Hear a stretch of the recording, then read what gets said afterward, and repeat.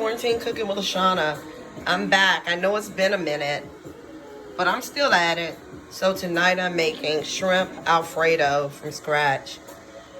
Not going to show the whole video, but just want to show you some ingredients. I have some chopped spinach, some colorful peppers, of course sweet peppers, and some tomatoes, some colorful tomatoes. We're going to get this going in just a second, and then I'll show you the end result.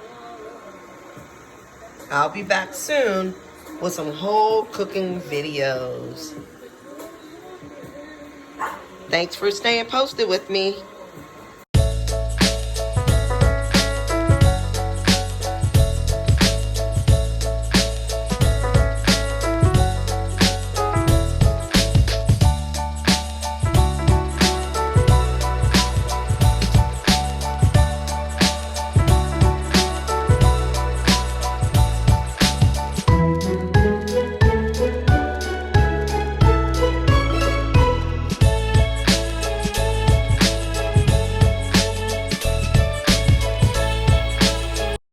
So here is the final results.